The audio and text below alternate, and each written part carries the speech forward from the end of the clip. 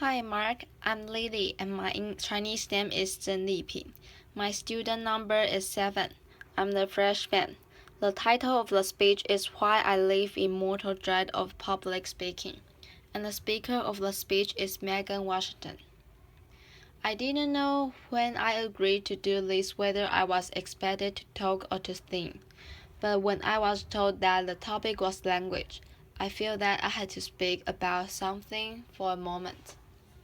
I have a problem. It's not the worst thing in the world. I'm fine. I'm not on fire. I know that other people in the world have far worse things to deal with. But for me, language and music are inextricably linked through this one thing. And the thing is that I have a stutter. It might seem curious given that I spend a lot of my life on the stage. One would assume that I'm comfortable in the public sphere and comfortable here, speaking to you guys. But the truth is that I've spent my life up until these points and including these points, living in mortal dread of public speaking.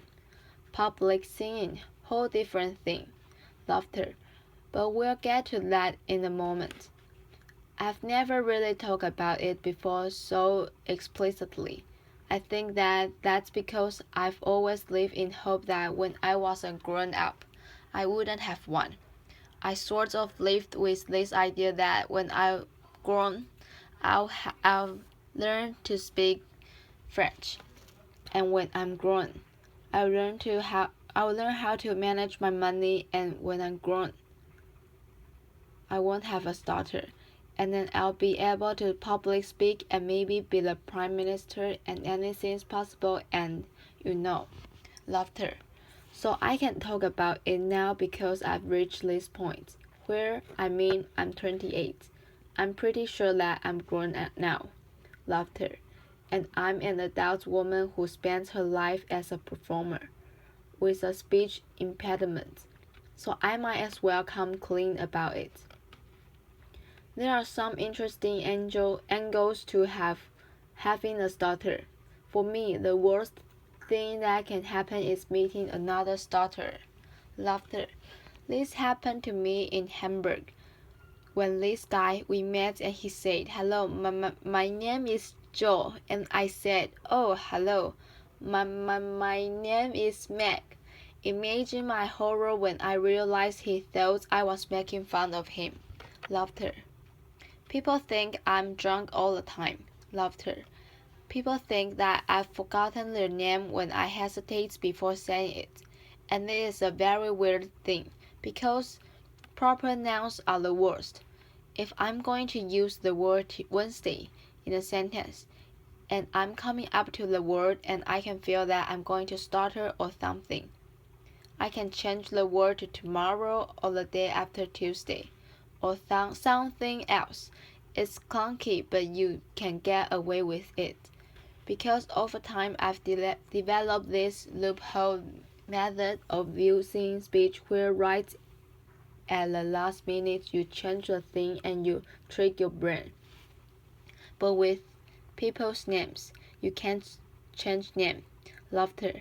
When I was singing a lot of jazz, I worked a lot with a pianist whose name was Steve.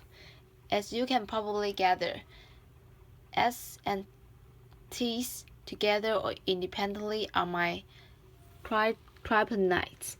But I would have to introduce the band over this rolling ramp, and when I got around to Steve, I found myself stuck on the st, and it was a bit awkward and uncomfortable, and it totally kills the vibe.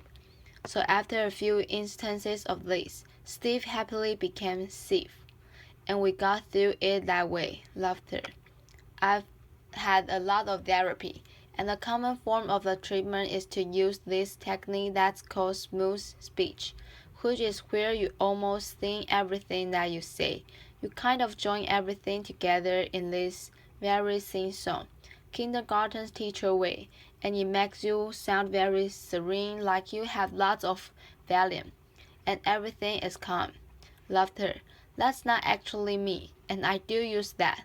I do. I use it when I have to be on panel shows or when I have to do radio interviews, when the economy of airtime is paramount. Laughter.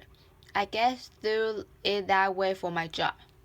But as an artist who feels that their work is based solely on a platform of honesty and being real, that feels often like cheating. Which is why before I sing, I wanted to tell you what singing means to me. It's more than making nice sounds, and it's more than making nice songs. It's more than feeling known or understood. It's more than making you feel the things that I feel. It's not about mythology or mythologizing myself to you. However, through some miraculous synaptic function of the human brain, it's possible to stutter when you sing. And when I was younger, that was the method of treatment that worked very well for me, singing. So I did it a lot, and that's why I'm here today. Applause. Thank you. Singing for me is sweet relief. It is the only time when I feel fluent. It is the only time when what comes out of my mouth is comprehensively exactly what I intended. Laughter. So I know that this is a tech talk, but now I'm going to TED sing. This is a song that I wrote last year. Thank you very much. Thank you. Applause. Piano. I would be a beauty, but my nose is slightly too big for my face, and I would be a dreamer, but my dream is slightly too big for this space, and I would be an angel, but my halo, it pales in the glow of your grace, and I would be a joker, but that card looks silly when you play your ace. I'd like to know, are there stars in hell? And I'd like to know if you can tell that you make me lose everything I know. Like I cannot choose to or not let go, and I'll stay forever. But my home is slightly too far from this place, and I swear I try to slow it down when I'm walking at your pace.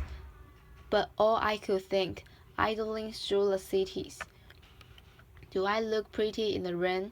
And I don't know how someone quite so lovely makes me feel ugly. So much shame. And I'd like to know, are there stars in hell? And I'd like to know if you can tell that you make me lose everything I know, that I cannot choose to or not let go. Thank you very much. Applause.